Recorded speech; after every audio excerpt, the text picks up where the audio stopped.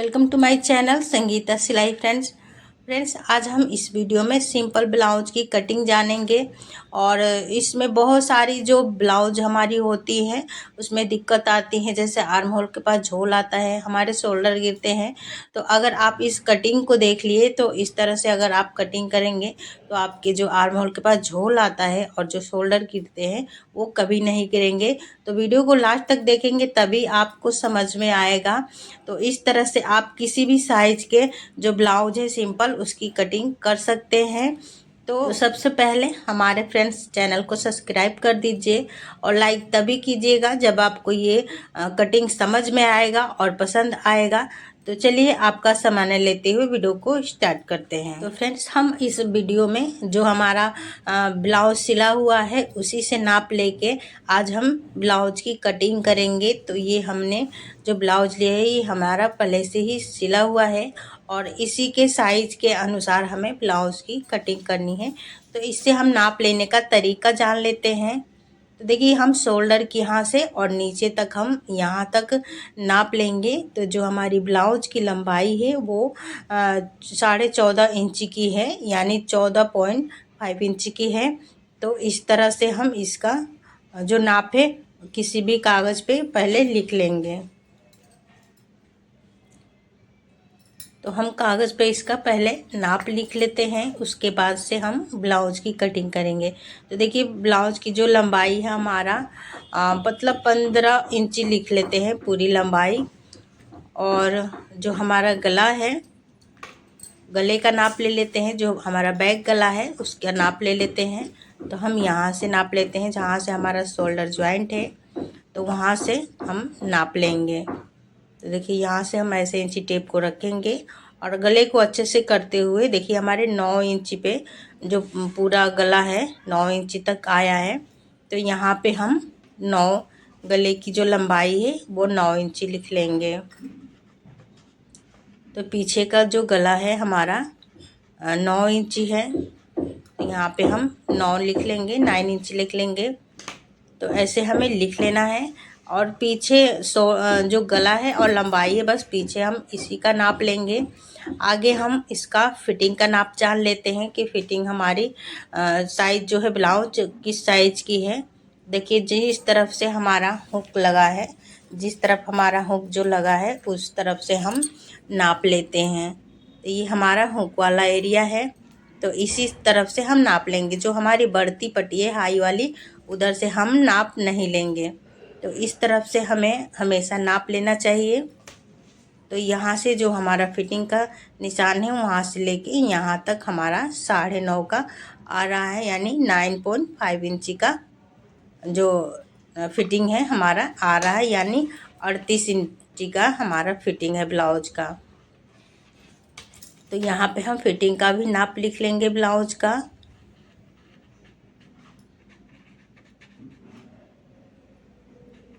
जो हमारा सीना है वो 38 इंची का है, तो उसके हिसाब से हमें नाप लिख लेना है। ऐसे 9.5 इंची लिख लेंगे।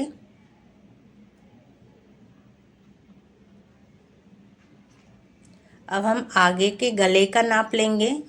ज़्यादा इसमें नाप लेने की ज़रूरत नहीं है। अगर हम इस तरह से नाप ले रहे हैं और हमें पता है कि हमें साइज के अनुसार चेस्ट के अनुसार कितना शोल्डर लेना है, तो उसके हिसाब से अगर हमें पता है तो उस हिसाब से हम कटिंग कर लेंगे। तो ये वीडियो मैंने इस चैनल पे डाल रखा है, आप देख सकते हैं। तो देखिए गला हमारा जो है 6 इंची का है, आगे का फुल जो हमारा लंबाई है गले की आगे की वो 6 इंची है। तो हम यहाँ पे 6 इंच लिख लेंगे। तो फ्रेंड्स अगर इस तरह से आप किसी भी चेस्ट के अनुसार किसी भी साइज़ के ब्लाउज का कटिंग करने जा रहे हैं और आपको पता नहीं है कि शोल्डर कितना ले और आर्म होल कितना ले, तो हमने ये वीडियो पहले से ही चैनल पर डाल रखा है, आप चैनल पे चेक कर सकती हैं। उसमें सही सही आपके शोल्डर और जो आर्म होल है उसका नाप लिखा है कि साइज़ के अनुसार आप किस तरह से अपने शोल्डर और आर्म होल की सही कटिंग कर सकते हैं, जिससे ना शोल्डर गिरे ना ही आर्म होल में तो अब हम आर्म होल की लंबाई का नाप ले लेते हैं। और आर्म होल की जो लंबाई है उसको देखिए इस तरह से सही सही नाप लेते हैं। शोल्डर के यहाँ से हम ले आएंगे और देखिए यहाँ हमारा 5.5 की आर्म होल की जो गोलाई है वो 5.5 पे आ रही है, यानी 5.5 इंची पे आ रही है। यहाँ 5.5 इंच पे आ रही है। देखिए ये एकदम सिलने के बाद यहाँ हमारा जो कोन है यहाँ पे 5.5 ही आ रहा है। तो ऐसे हमें आर्म होल की जो लंबाई है यहाँ पे 5.5 लिख देना है। और जब हम इसकी कटिंग करेंगे उसमें हमें आधा इंची एक इंची एक्स्ट्रा लेना है। जहाँ मतलब जैसा नाप होगा उसके हिसाब से हमें 1 इंची आधा इंची एक्स्ट्रा लेना होगा। देखिए ये हम शोल्डर का भी नाप ले लेते हैं। देखिए शोल्डर का हमारा यहाँ से आधा इंची एक्स्ट्रा जो हमारा शोल्डर में ज्वाइंट हुआ है, आर्म होल में ज्वाइंट हुआ है, और आधा इंची हमारा इधर गले की तरफ ज्वाइंट हुआ है। तो हमारे यहाँ जो फुल जो हमारा कपड़ा है वहाँ पे 3 इंची हमारा शोल्डर रखा हुआ है। और गले की जो चौड़ाई है, तो देखिए सिलने के बाद कोई सा भी ब्लाउज है उसका गला फैल ही जाता है। तो अगर इस तरह से आप गले का नाप लेते हैं तो आपका गला ख़राब हो सकता है। तो देखिए यहाँ पे हम कैसे भी नाप लेंगे तो हमारा यहाँ पे जो गला है वो ज़्यादा आएगा। तो इस तरह से हमारे गले की जो चौड़ाई है वो कटिंग करेंगे। और हम बिना डोरी का कटिंग कर रहे हैं तो हमारा गला ख़राब हो सकता है। तो इसलिए हमें जो हमारा ट्रिक है, सही ट्रिक है, उस वीडियो में देख के आप जान सकते हैं। तो ये हमारा जो 38 का सीना है उस पे हम शोल्डर कितना लेंगे इस वीडियो में ये भी जानेंगे। तो इसको अब हम हटा लेते हैं। इसकी हमारी जो नाप है वो पूरी हो गई है। हमने जो जो नाप लेना था हमारे सिले हुए ब्लाउज में तो वो हमने नाप ले लिया है। अब देखिए हम बाजू की लंबाई का नाप ले लेते हैं।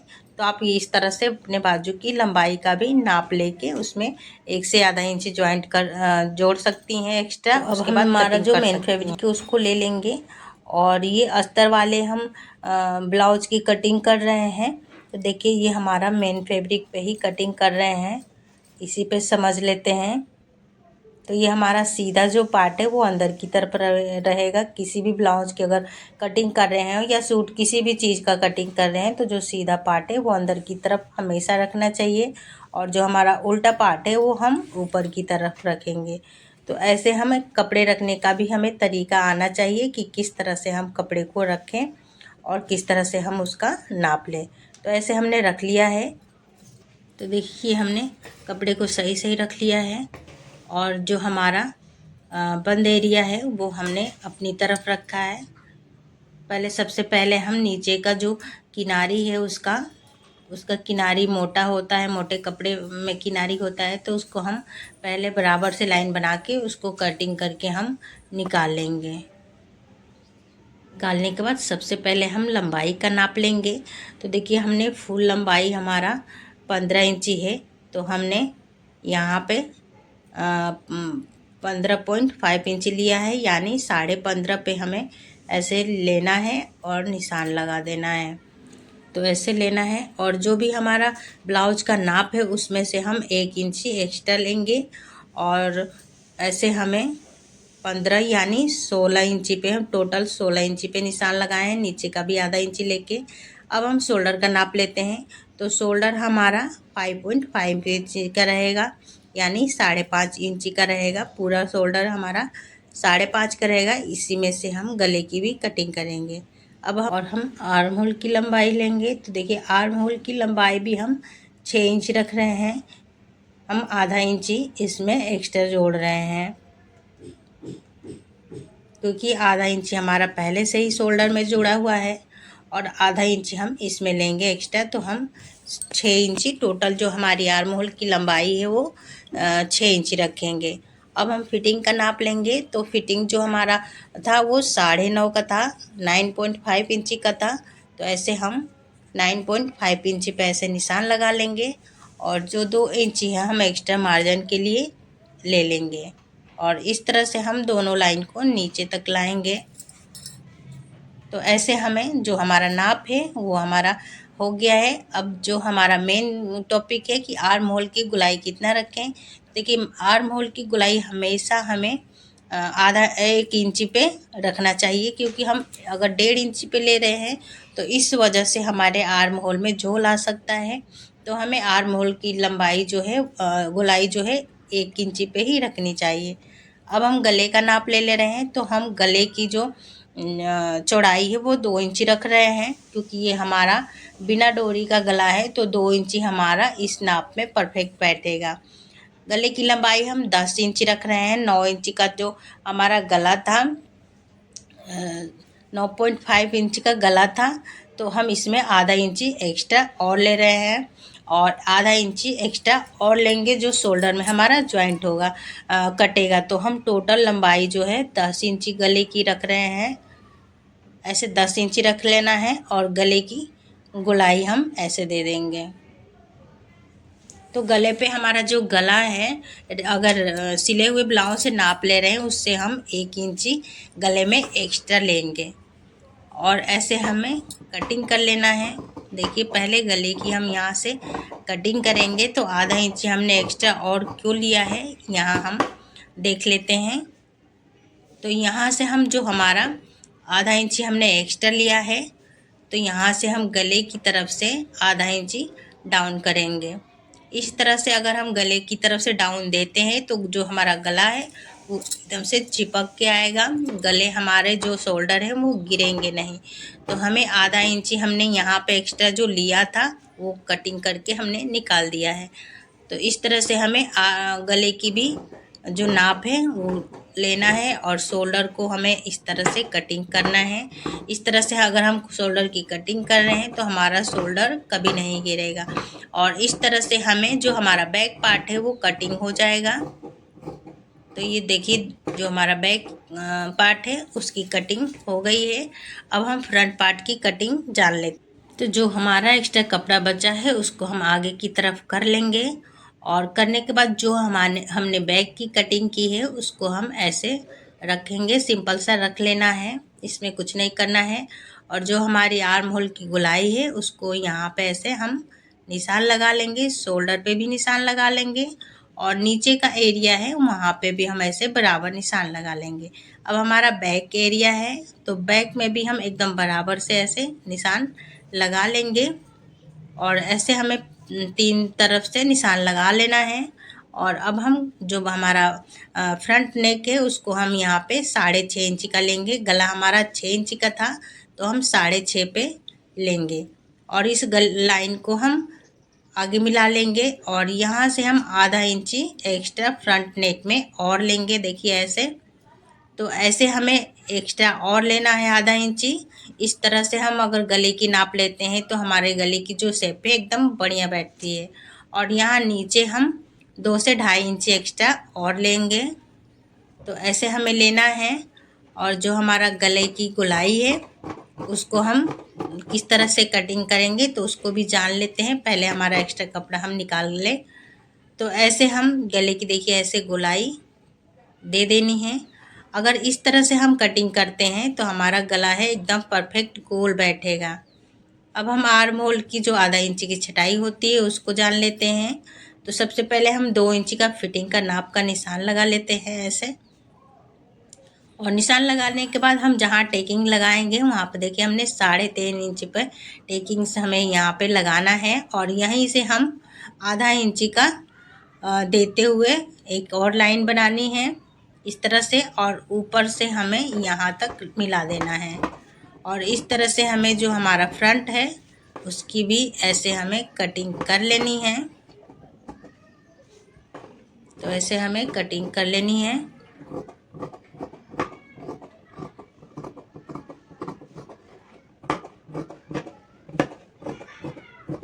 तो ये हमारा जो फ्रंट है वो भी कटिंग हो गया है।